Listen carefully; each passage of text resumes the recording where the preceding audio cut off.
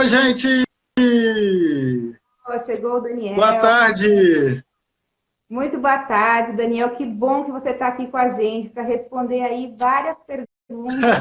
Todo mundo está aí bem perdido, né, nesse momento tão atípico, né, do Pois nosso é. mundo. Gostaria que você se apresentasse. Tá bom, eu só vou pedir um feedback do pessoal aí, se eles estão me vendo legal, se o áudio está legal. Dê um feedback, por gentileza, como tá aí o áudio, o vídeo. Está me ouvindo legal aí, Marina? Aqui tô ouvindo super bem. Tá legal? Eu tenho feito bastantes lives esses dias, sabe? E algumas parece que tem dado um probleminho no áudio e tal, então por isso que eu estou fazendo essa verificação. Bom, em primeiro lugar, quero agradecer o convite que me foi formulado. É sempre bem-vindo os convites para que seja falado sobre a parte jurídica relacionada ao mercado de eventos. A gente sabe que tem uma escassez de profissional, né? Especializado na área de eventos, direito do entretenimento. E eu tenho o maior prazer em poder estar vindo aqui, sair um pouquinho das minhas ocupações, para compartilhar o conhecimento e estar acalentando os corações que estão batendo um pouco apertado agora, não é verdade? Eu tenho recebido muitas dúvidas, as pessoas muito angustiadas, muito tristes, muito agoniadas, e eu tenho procurado, na medida do possível, responder todo mundo, fazendo live. Bom, para quem não me conhece, eu sou Daniel Del Rio, eu sou advogado há quase 20 anos, eu sou especialista em eventos de direito do entretenimento, trabalho nessa área desde 2014. Eu acredito que na área de eventos social, corporativo, eu seja o pioneiro no mercado. E a gente tem como propósito, em primeiro lugar, democratizar o acesso à informação jurídica, que as pessoas não têm acesso à informação jurídica relacionada ao mercado de eventos. E quando tem a informação, essa informação ela vem com uma carga muito forte do juridiquês, né? Ou seja, a pessoa explica, mas o profissional não consegue entender. Então, o primeiro propósito nosso é democratizar o acesso à informação. O segundo propósito nosso é tentar criar condições para que esse mercado de eventos ele seja mais justo e igualitário para as pessoas. E que os profissionais não sejam conhecidos por quem indica, e sim pelas qualidades pessoais.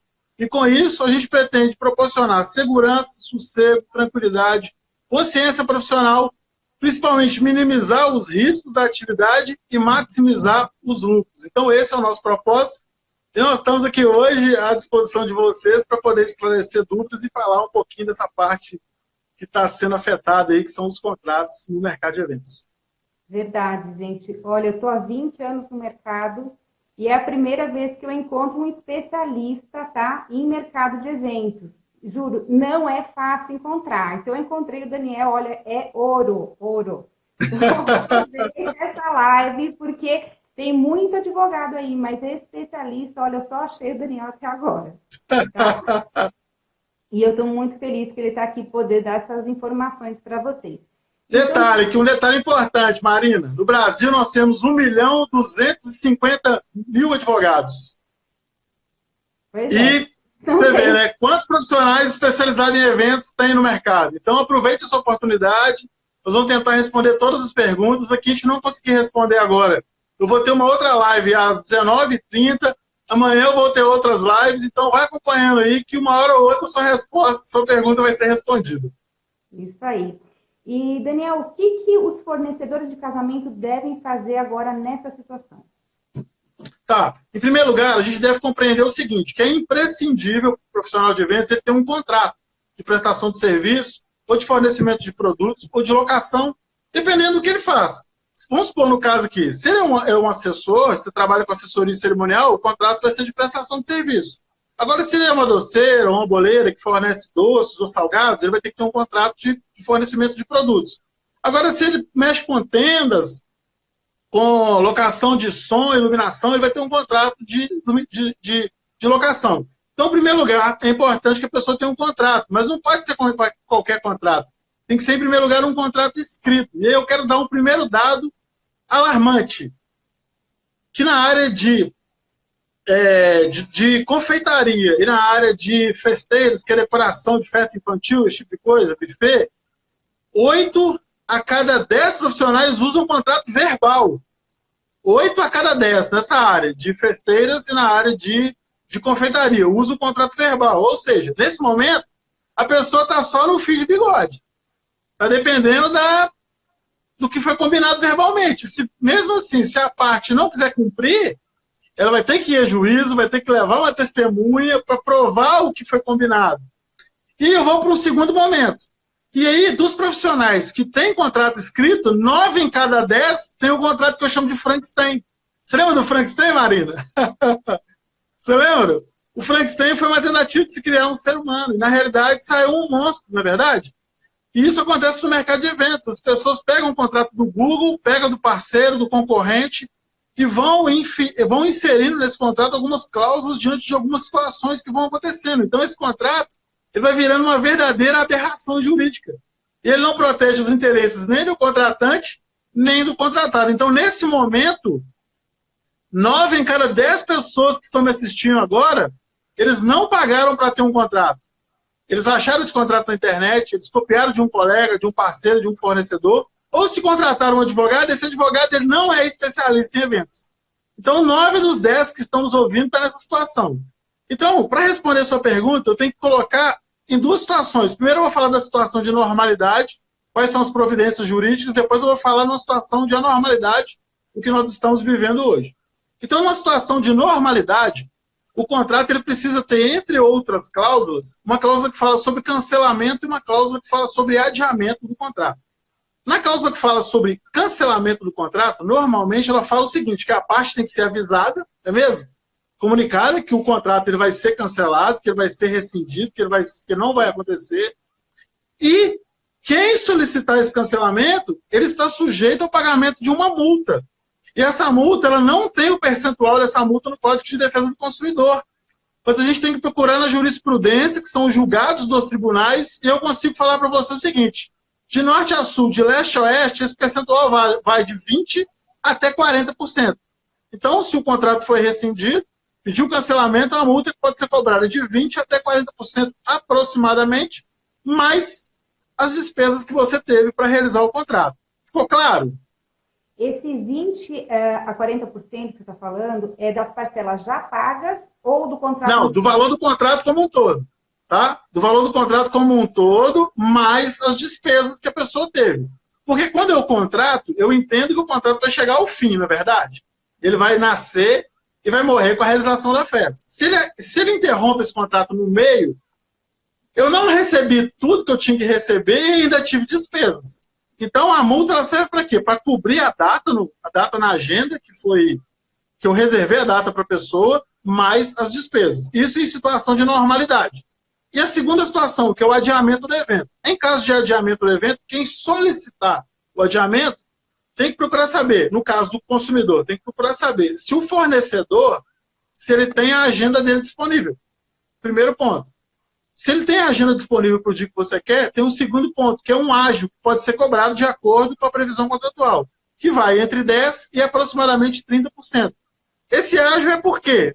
Porque aquela data que ele tinha antes, ele não vai ter mais. Muitas vezes é até em cima da data do evento. Então, para que ele perdeu a data, se ele não conseguir encaixar, ele tem um ágio de 10% a 30%. Isso em situações de normalidade, ok? Só que agora, nesse momento, a gente não está passando por situações de normalidade. A gente está passando por situações de anormalidade, tá bom? E nessas situações de anormalidade, vige o que a gente chama de princípio da imprevisibilidade. Você sabe o que vai acontecer amanhã? Você sabe, Marina? Ninguém sabe. Daqui a 10 dias, você sabe o que vai acontecer? Ninguém sabe. 20 dias, ninguém sabe. Ou seja, nós estamos num momento de quê? De imprevisibilidade. E diante desse momento de imprevisibilidade, as normas jurídicas, ela tem que se o quê? Ela tem que se amoldar à situação. E aí a gente tem duas situações, que é a situação de caso fortuito e força maior. São situações que são imprevisíveis e abalam e mexem com os contratos. Então, nessas situações, algumas normas jurídicas, elas devem ser flexibilizadas. Então, no caso, agora no momento de anormalidade, no caso do cancelamento do evento, a gente sugere que não seja cobrada a multa, porque a multa, ela implica o quê? Em um descumprimento contratual. Se eu sou o contratante, peço a rescisão do contrato, eu tenho que pagar a multa. Agora, se o consumidor me pede a rescisão, ele tem que pagar a multa. Mas esses contratos estão sendo quebrados não por interesse do contratante nem do contratado. é por um motivo externo. Esse motivo pode ser classificado como caso fortuito ou força maior. Então, em razão disso, a gente recomenda que, no caso de cancelamento, as multas não sejam cobradas. Ou seja, não se cobram as multas. Entretanto, deve-se observar o seguinte: se o fornecedor ele já executou algum serviço, ele já forneceu algum produto, ele já deu algum bem em locação, essa parte do contrato que já foi cumprida, ela deve ser o quê? Deve ser descontada desse cancelamento do contrato. E também as despesas. Então, vou resumir. Vamos supor que no serviço de assessoria cerimonial, a assessora prestou todo o serviço de assessoria. E o casamento seria, vamos supor, dia 25 de abril, de março, perdão, 25 de março. Então, ele prestou todo o serviço de assessoria e ele ia prestar o serviço de cerimonial, não é verdade? Só que o serviço de cerimonial ele não pode prestar em razão de um fato externo. Então, o que ele vai fazer? Ele vai calcular quantos por cento do serviço de cerimonial, de assessoria, que estava dentro desse contrato dele. Então, ele calculando esse valor, ele vai cobrar esse valor mais as despesas. Eu consegui ser claro? Sim. E no caso, por exemplo, de um espaço ou um buffet, que eles têm que manter os funcionários, têm que manter o espaço funcionando e tudo. Eles não tiveram... Eu vou complementar o raciocínio. Então, as pessoas vão cobrar pelos serviços já executados, pelos bens já dados em locação, ou pelos produtos já fornecidos, mais as despesas, tá bom? Então, no caso do espaço de eventos, a gente entende que o valor da prestação de serviço, embora o evento não aconteceu, a gente entende que dentro daquelas parcelas está o valor da manutenção do espaço, está o valor da limpeza, dos impostos que são pagos, entre outras coisas mais, que podem ser compensados, que seria, na verdade, o custo fixo daquele profissional, que poderia ser compensado do valor. Porque uma coisa é eu cancelar o contrato com você e não ter feito absolutamente nada. Eu contrato com você hoje, aliás, eu contratei com você ontem e hoje você pede o cancelamento. Então eu não fiz absolutamente nada. Uma coisa é eu ter contratado com você há 6 meses, há 10 meses, 7 meses atrás. Ou seja, alguma coisa foi feita dentro desse contrato. Você está entendendo? Então, cada profissional tem que olhar para dentro do seu próprio negócio e enxergar o que foi que eu fiz. Qual que foi a atividade que eu fiz? Foi manutenção? Foi limpeza? Foi, enfim, tem que enxergar, ele vai ter que enxergar dentro do negócio dele o que ele fez. E vai cobrar, além desse valor que já foi prestado, ou o serviço que já foi prestado, ou o bem que já foi dado, ou a locação que já foi disponibilizada, mais as despesas. Isso em caso de cancelamento. Em caso de adiamento, a gente entende que deve consultar a disponibilidade da agenda do profissional, tá bom? E aquele ágio que eu falei de 10% a 30%, esse ágio ele não deve ser cobrado. Entretanto, a gente deve entender o seguinte: se o profissional for ter que refazer atividades que ele já fez, ele vai ter que se receber pelaquela atividade que ele já recebeu. E volto a dar um caso, uma atividade mais comum, que é a atividade da assessoria cerimonial. Se o assessor, o cerimonialista, ele já desenvolveu diversas atividades, e aí esse contrato foi adiado, ele vai ter que exercer essa atividade de novo, ele pode cobrar pelaquela atividade que ele vai exercer 2 vezes, tá bom? E aí cada um tem que fazer um exercício de olhar para dentro de si, para dentro do seu negócio, enxergar o que eu efetivamente já fiz, quais as despesas que eu efetivamente já tive em caso de cancelamento, e no caso de adiamento, ele vai ter que ver o seguinte: eu tenho a data? Essa data está disponível? Sim. Se a data estiver disponível, ele pode deslocar. Ele vai pensar o seguinte: eu vou ter que fazer 2 coisas, 2 vezes as mesmas coisas que eu já fiz? Então, nesse caso, essas são as orientações para adiamento e para cancelamento em caso de anormalidade. Certo. E o que você recomenda? Você recomenda que os fornecedores entrem em contato com os casais ou deixar eles entrarem em contato? Repete, por gentileza, que passou um veículo que eu não consegui ouvir. Ah, tá. O que você recomenda? Que os fornecedores liguem para os casais para falar sobre isso ou que eles esperem os casais ligarem e começarem essa negociação? Bom, o que eu apoio? A gente tem notado aí que a grande maioria das pessoas que tomaram essa iniciativa são os consumidores. Então, os consumidores eles estão entrando em contato e solicitando ou adiamento ou cancelamento. Daniel, sugiro que no caso de fornecedores, que eles aguardem um determinado período, tá? Para que os consumidores tomem uma posição, mesmo porque você não vai pressionar o consumidor a adiar ou cancelar. Mas a orientação é que sempre o menos dolorido para as partes é adiar esse evento, sabe? Porque vai doer no bolso das duas partes menos. Não é em função de uma decisão de uma parte só que está sendo o evento cancelado ou adiado, é em razão de um evento externo. Então, os sonhos, eles não vão deixar de ser realizados, eles vão ser o quê? Adiados para um segundo momento, tá bom? Então, eu sugiro que aguarde que o consumidor entre em contato. Se o consumidor eventualmente não entra em contato, que o fornecedor entre em contato e pergunte qual que é a situação, qual que é a providência que ele quer que seja tomada, mas frisando que sempre o meio menos doloroso para as partes é o adiamento, tá bom? A gente tem com base também em dois princípios do Código Civil, que é o princípio da boa-fé contratual. Os contratos, eles devem guardar a boa-fé, tá? Eu devo agir de boa-fé com você e você deve agir de boa-fé comigo. E qual que é o meio menos dolorido para a parte? O adiamento. Agora, se você tem a opção de adiar e não quer adiar, e bate o pé em cima do cancelamento, eu entendo que você não está agindo de boa-fé e ainda está violando um outro princípio, que é a função social dos contratos. Os contratos, eles nascerem para serem cumpridos. Então, o adiamento é sempre o melhor caminho. Então, fornecedor, consumidor, quem está me assistindo agora, o momento é de reflexão, o momento é de pôr a mão na consciência, ter o bom senso e ver que a atitude melhor para ambas as partes é o adiamento.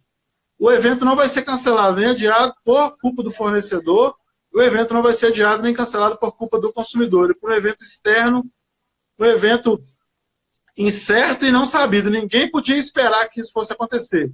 Então, os sonhos não vão ser realizados agora, mas eles vão ser realizados no momento futuro. Isso que é o importante, que o seu sonho seja realizado, que seu casamento seja realizado, que sua formatura seja realizada, que sua festa de debutante seja realizada, que seu aniversário infantil seja realizado, que a bodas, entre outros eventos.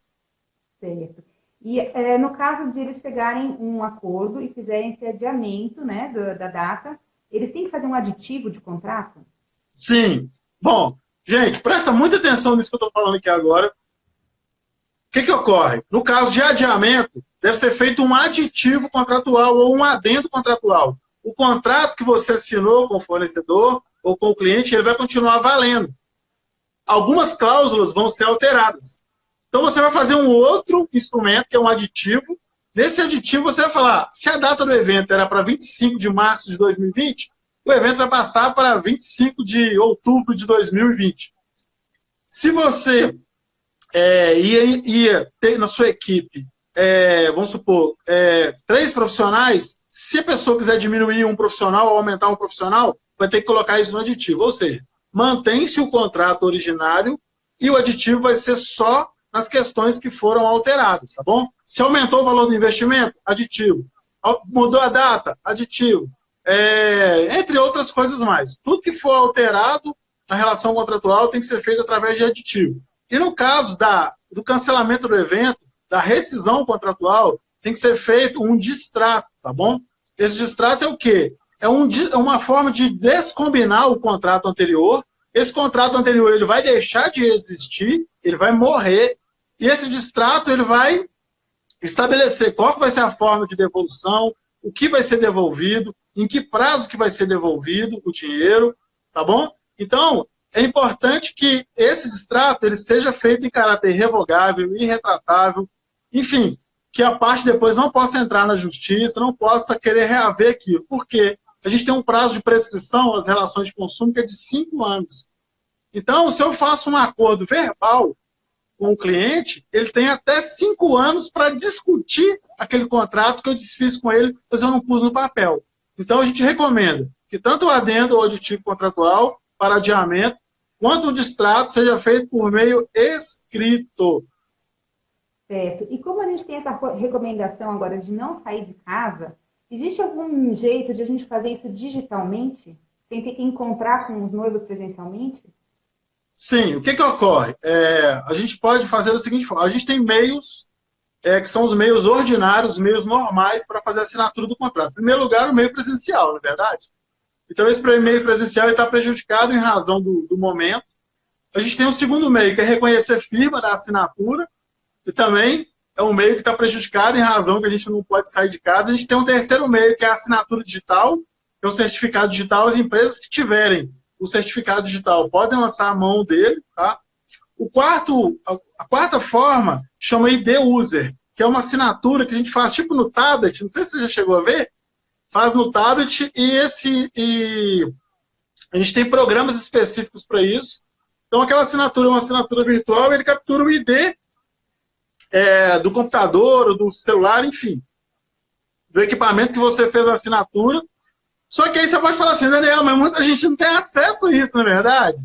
Muitos são profissionais que não têm acesso a isso. Então, qual que é a recomendação? Não é o meio mais seguro, tá bom? Mas você pode fazer esse aditivo, esse distrato ou esse adendo, assinar, rubricar todas as partes, assinar. Importante que tenha assinatura de 2 testemunhas lá no final, tá bom? Que tenha assinatura de 2 testemunhas no final. E você vai fazer o seguinte, o fornecedor vai mandar para o consumidor, sem a assinatura dele primeiro, o consumidor assina esse documento, assina como uma testemunha e manda a fotocópia da carteira de identidade, para comprovar se aquela assinatura é a assinatura de quem está se propondo a assinar.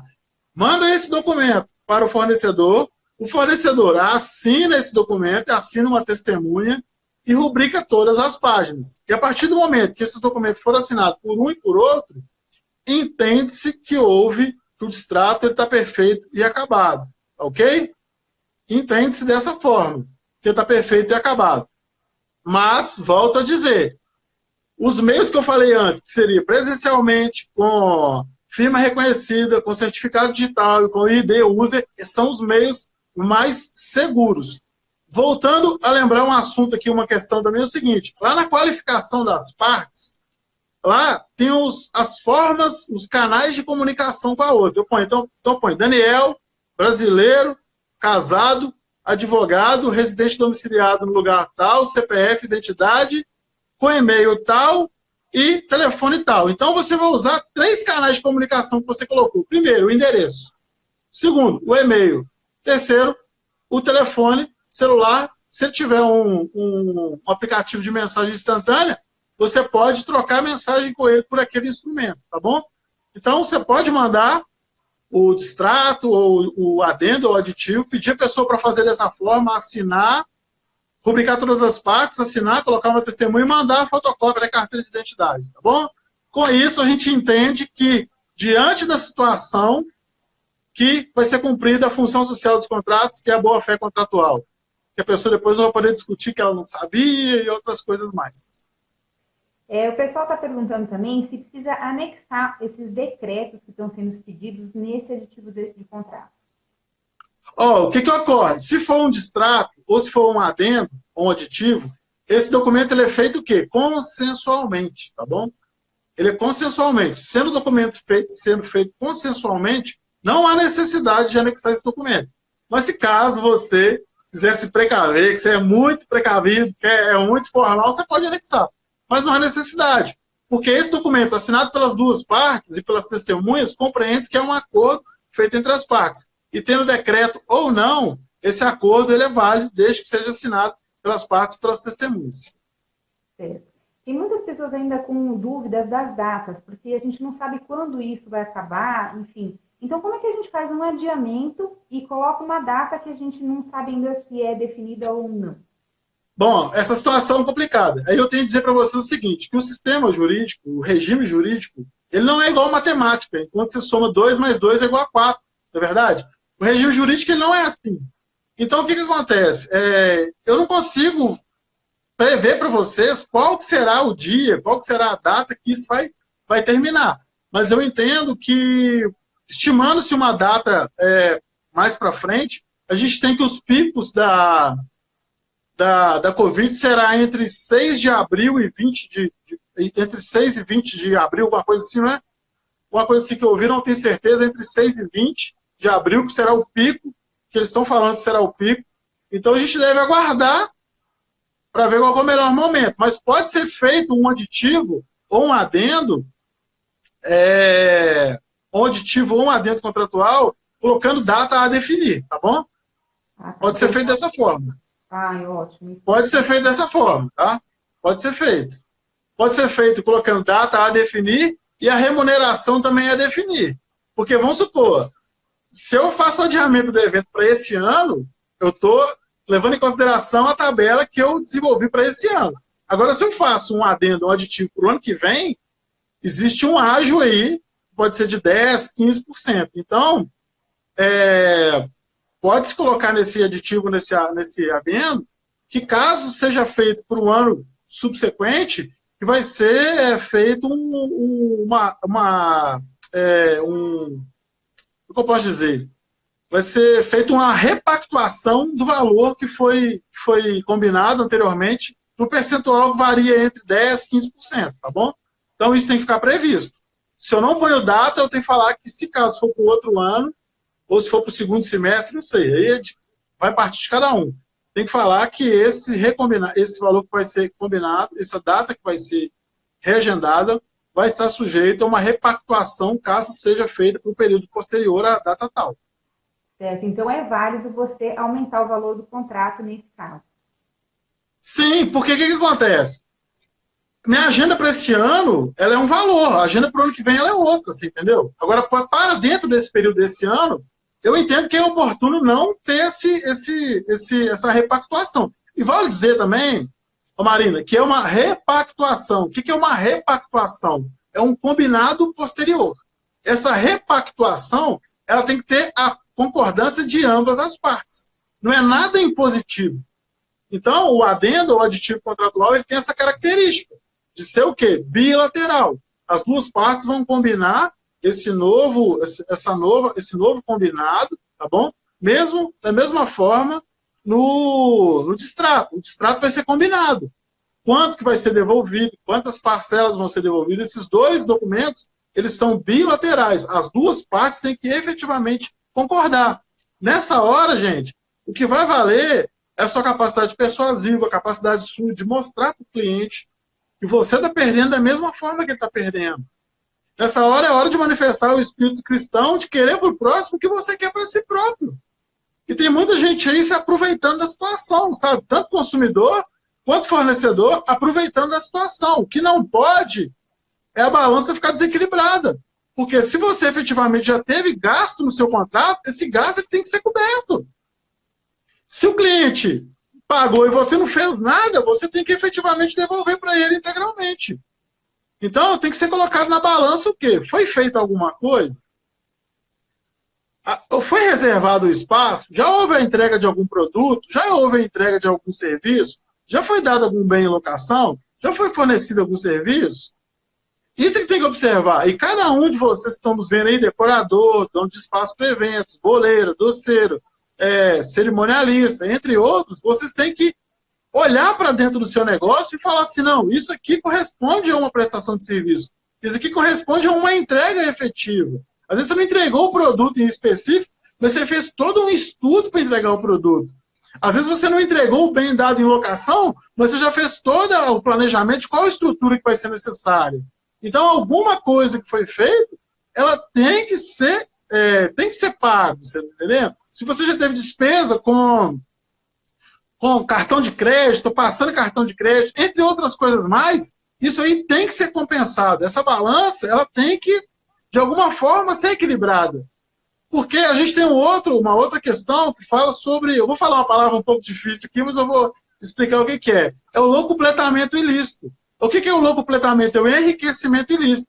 Se você presta um serviço, ou fornece um produto, ou faz um planejamento, ou entrega alguma coisa e a parte não te paga, ela está enriquecendo ilegalmente, não é verdade?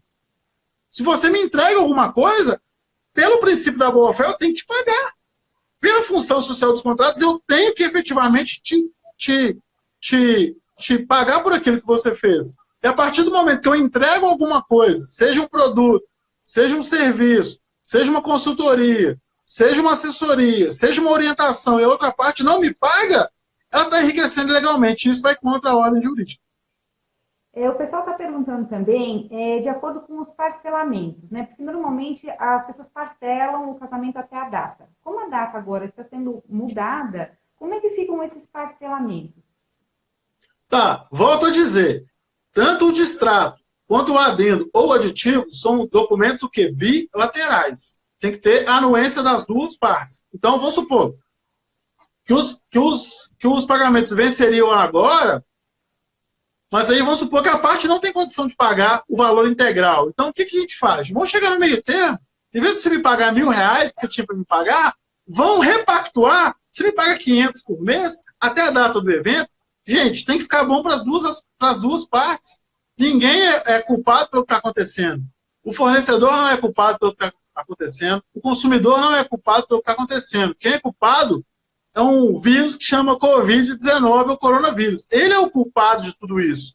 Então nós temos que ter a consciência de que, da mesma forma que você tem que pôr comida na sua mesa, o seu fornecedor também tem. O consumidor também tem. Então essa hora é hora de enxergar o outro com os olhos do próximo. Pô, ele está passando por dificuldade, mas eu estou também. Vamos chegar num acordo aqui, vamos tentar fazer melhor para nós dois. Sabe? Volto a dizer, Marina, é hora de olhar para dentro de si, ver o que você pode fazer para contribuir com o próximo, o que o próximo pode fazer para contribuir com você. É o espírito cristão, fazer com o próximo o que você queria que fizesse com você. Sabe? Tem muitas pessoas levando a ferro e fogo, principalmente consumidores, tá? Levando a ferro e fogo, e alguns fornecedores também. Não vou isentar os fornecedores, não. Levando a ferro e fogo. Aproveitando da situação, uma situação que o consumidor está numa situação ruim, ou que o fornecedor está numa situação ruim, tentando impor condições iníquas, tá bom? Isso aí, gente, mais à frente, vai repercutir ou positivamente ou negativamente para você. O que a gente faz, ou uma hora ou outra vai voltar para você. Por exemplo, eu aqui agora, essa já é a 8ª ou 9ª live que eu estou fazendo. Eu te cobrei alguma coisa, Marina, para eu estar fazendo essa live? Não. Eu não cobrei absolutamente nada. Não estou cobrando para fazer nenhuma live. Por quê? Eu acho importante dar essa informação para o consumidor. Isso, uma hora ou outra, vai voltar para mim. Então, o fornecedor ou o consumidor, ele tem que pensar nisso. Como que eu posso fazer para minimizar o problema do outro? Então, se existem os parcelamentos, você recombina, repactua e coloca isso tudo dentro de um adendo com distrato. Ou, perdão, de um adendo contratual ou aditivo, ou no caso de cancelamento, dentro de um distrato. Só para a gente fazer um resumo do lado de fora aqui. O que tem acontecido com as empresas as empresas que são concessionárias de transporte aéreo? São empresas que são milionárias, na verdade, ou até bilionárias. O que elas estão pedindo? Para que a devolução, quem cancelar o contrato, que seja devolvido em 12 vezes. Agora, olha para você ver, uma empresa aérea com todo o poder aquisitivo, solicitando, inclusive, parece que já foi inclusive deferido pelo governo, que ele devolva em 12 parcelas. Agora, você, que é um microempreendedor ou que é um profissional autônomo, você tem que ter essa consciência. Que nem todas as pessoas têm dinheiro guardado nesse momento. Então, o combinado entre as partes agora é o melhor momento. Agora não é hora de ir para a justiça, agora não é hora de ir para o PROCON, mesmo porque a justiça está parada, o PROCON não vai te atender. É hora de quê? De você tentar fazer um acordo e que isso acabe da melhor forma possível. Para amanhã depois você olhar para trás e falar assim, eu consegui resolver um problema da melhor forma possível e meu sonho foi realizado. Você poder contar isso para os seus filhos, para os seus netos, para outras pessoas, para os seus amigos, e ter história para contar lá para frente. E em caso de o casal não querer adiar, o casal bater o pé e quer fazer o evento, como é que fica essa responsabilidade dos fornecedores? Tá, em primeiro lugar, a gente tem que observar se há o decreto no estado ou no município. Se há o decreto, tem que ver o que fala o decreto. E muitos decretos falam que é proibido abertura de casas de eventos ou realização de eventos. Em alguns locais, inclusive, estão suspensos os alvarás de funcionamento. Ok? Então, havendo esse decreto, existe um outro princípio que se chama supremacia do interesse público sobre o particular. Ou seja, o interesse público é o quê? É que as pessoas não sejam contaminadas pelo Covid, que as pessoas não disseminem o Covid, que as pessoas não vão para a rua, que as pessoas não façam evento. Então, é uma determinação pública. Então, essa determinação tem que ser acolhida. Se ainda assim o seu cliente quiser insistir em fazer o evento, você, fornecedor, ou você, consumidor, vai se basear no artigo 6º e no artigo 8º do Código de Defesa do Consumidor. Porque a prestação do serviço, o fornecimento do produto, ou os bens dados em locação, eles têm que obedecer 3 outros princípios, que é segurança, a saúde e a vida do consumidor. Aí eu te pergunto, os nossos colegas proprietários de espaço para evento que estão aqui, se você coloca 500 pessoas dentro de um espaço de eventos, e aí você põe lá na porta lá, um álcool gel e dá uma mascarazinha para todo mundo, alguém ali dentro sair contaminado, vai alegar que você não preservou a saúde, nem a segurança, nem a vida do consumidor. Se der qualquer problema, você, proprietário de espaço para eventos, você vai ser corresponsável. Então, quem tem a perder nesse momento é só quem insistir em levar adiante os eventos com a proibição do poder público. Mas é só os espaços que são responsáveis ou todos os fornecedores? Não, qualquer pessoa que colocar. A lei não determina. Eu estou dando espaço, estou dando o exemplo do espaço para eventos, que o espaço para eventos é o principal lesado. Porque se ele colocar pessoas ali dentro e alguém contaminar ali dentro, ele vai ser corresponsável. Ele vai ser o responsável. Você está entendendo? E quem contribuiu para que aquele evento acontecesse? O decorador, o buffet, o cerimonialista, a doceira, o boleiro, o fornecedor de bebidas. Eles contribuíram para que aquele dano acontecesse. Eles vão ser o quê? Corresponsáveis. O Código de Defesa do Consumidor, ele fala que numa relação de consumo, todas as pessoas que estão envolvidas na relação de consumo são corresponsáveis. Ou seja, o boleiro é responsável, o cara que fez o topo de bolo, ele vai ter uma parcela de responsabilidade. Isso está no artigo 7º, salvo engano, o parágrafo único. Tá bom? Minha memória está falhando um pouco, porque eu tenho falado tanta coisa. Salvo engano, artigo 7º, parágrafo único. Nossa, ninguém se atenta nisso. Olha a responsabilidade de todo mundo. Todo mundo tem que ser Exato. gente. E é isso que eu quero falar. Tem algumas pessoas que têm contratos atrelados com outros fornecedores. E aí, como é que fica isso? Normalmente tem uma pessoa que faz o contrato com os noivos, mas que tem esses contratos dos outros fornecedores atrelados. É uma... Complicado. É o seguinte, o que ocorre? Eu costumo chamar de festa pronta, tá bom? O que é a festa pronta? Eu vou dar um exemplo aqui com a minha mão para as pessoas compreenderem. Um fornecedor, ele normalmente é o dono do espaço para eventos, ou ele é o buffet, ou ele é o cerimonialista, enfim, é uma pessoa influente. Ele polariza uma contratação e a pessoa contrata com ele todos os fornecedores. Contrata como se contratasse ele. E ele vai e faz o quê? Ele subcontrata todos os demais fornecedores. Ele contrata o espaço, ele contrata o buffet, ele contrata a decoradora, ele contrata a bebida, ele contrata a banda. Então, uma pessoa é responsável por contratar os demais. Então, entre esse que contratou esse aqui, existem subcontratos. Ok? Então, nesse caso, é muito complicado. Essa pessoa que foi contratada... Isso acontece muito com formatura. Entendeu? Formatura ou então pacote fechado. E você contrata uma pessoa e ela subcontrata os demais. Gente, não existe forma pronta. Eu sinto muito, não tenho uma resposta pronta para vocês. Mas o caminho é negociação. E tem um problema ainda maior que eu escutei outro dia. Que é uma pessoa... Ela organiza a formatura para várias turmas pequenas. Então, a turma, por exemplo, de gestão de pessoas, tem 6 alunos. A outra turma de acupunturista tem 3 alunos. A outra turma de RH tem 8 alunos. Então, ela faz o contrato com essas pessoas e faz uma única festa. Ela me perguntou, Daniel, o que eu faço? Eu falei, eu não sei. Não tenho resposta. Você vai ter que chegar a um consenso com essas pessoas. Sabe por que acontece, Marina? No mercado de eventos, as pessoas recebem com muita antecedência para fazer uma festa. E as pessoas que recebem hoje, elas vão fazer a festa talvez em 2021. E elas não guardam esse dinheiro aqui para fazer a festa em 2021. Elas gastam esse dinheiro. E tem uma coisa que chama bola de neve. Essa coisa vai o quê? Vai enrolando. Chega uma hora que a conta não fecha. Não tem como você pedir empréstimo em banco, não tem como você pedir ajuda para o consumidor. E aí o que acontece? As pessoas começam a vender as festas mais baratas para tampar o buraco. E aí, quando a conta não fecha, o que acontece? Explode mais um calote no mercado de eventos. Então, assim, eu gostaria de ter uma resposta, mas eu humildemente falo que a gente tem que construir uma resposta para isso. Porque eu não tenho na ponta da língua falar a resposta é essa. Não tem como eu dar uma resposta. Certo. E gente me perguntando se é verdade que se o registro não tiver, se o contrato não tiver registrado no cartório, ele tem validade ou ele não, ele perde totalmente a validade? Isso não é verdade. O contrato não precisa ter firma reconhecida, nem reconhecido o cartório. O que ocorre? Tem alguns contratos que, obrigatoriamente, por lei, ele tem que ser registrado em cartório. Vou dar um exemplo. O contrato de promessa de compra e venda de imóvel.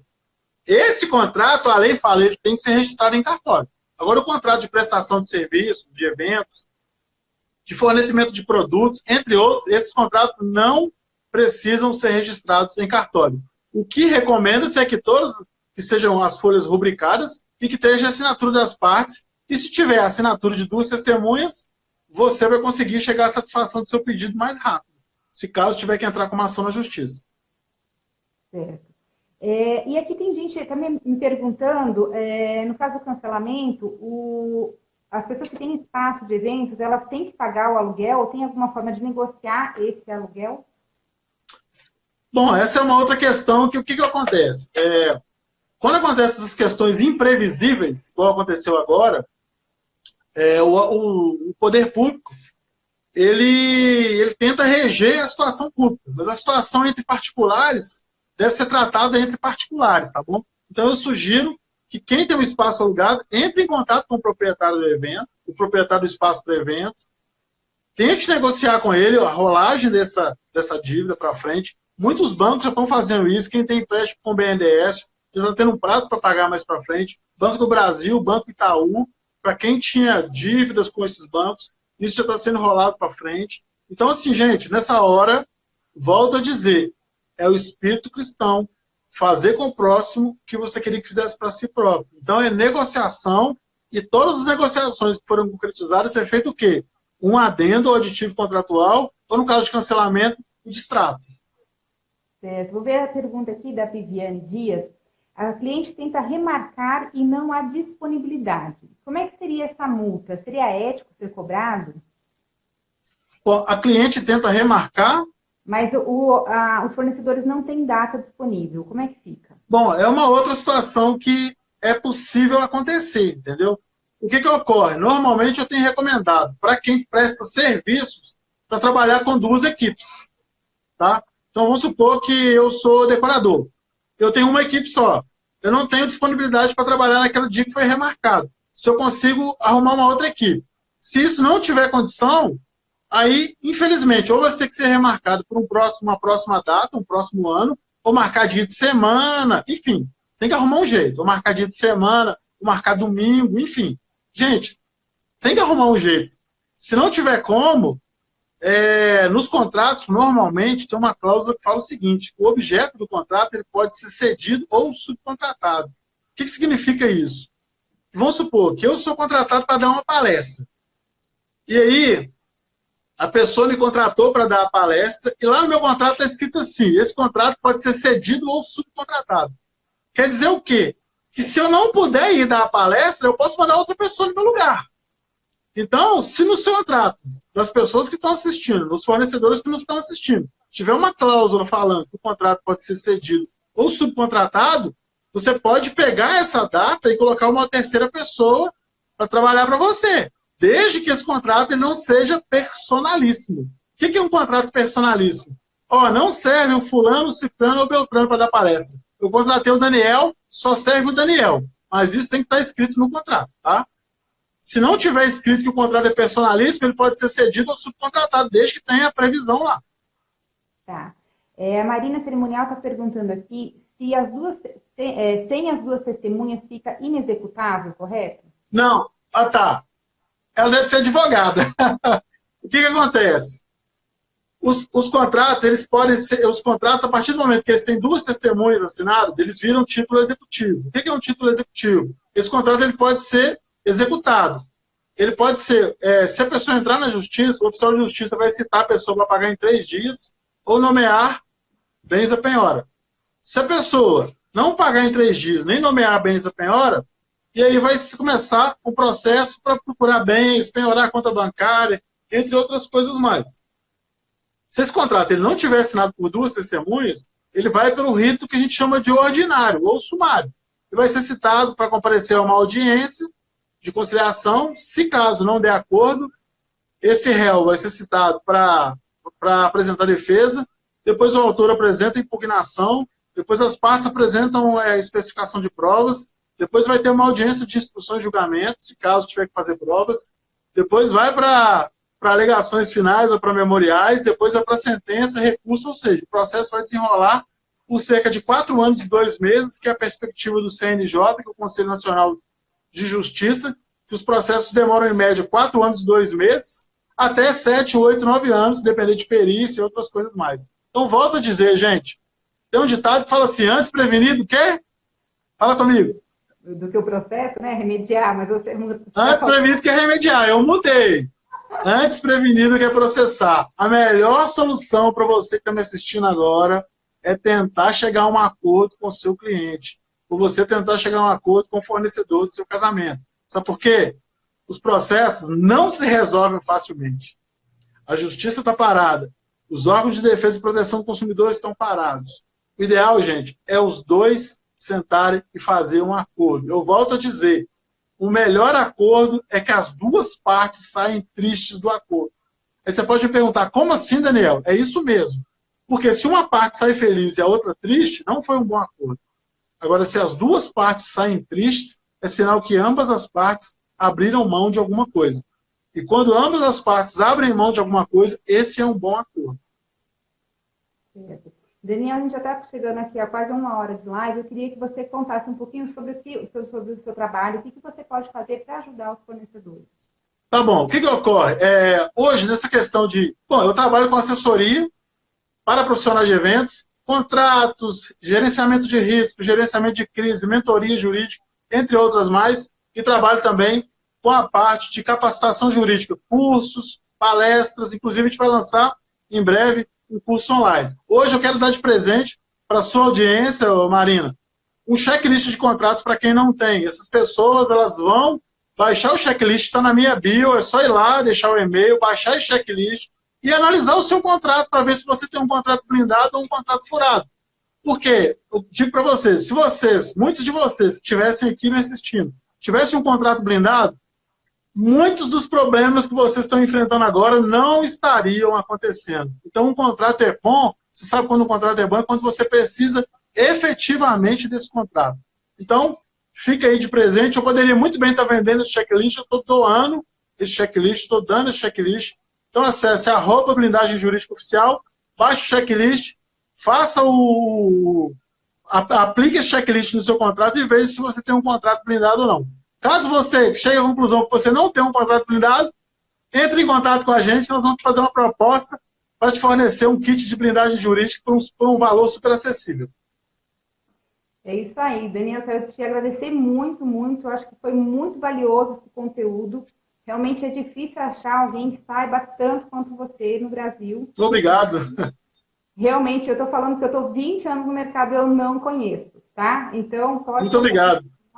É o especialista, entrem lá, baixa o checklist e é isso aí. Tira um print dessa live, gente, compartilha, porque vai ficar salvo aqui. Mais gente precisa ter essa informação, tá?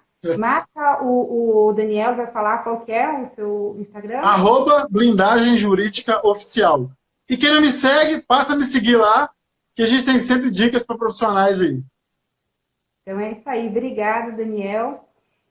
Ok. É isso aí. Ok, um beijo grande para todos, tudo de bom, felicidades para todos. Espero que tudo se resolva da melhor forma possível.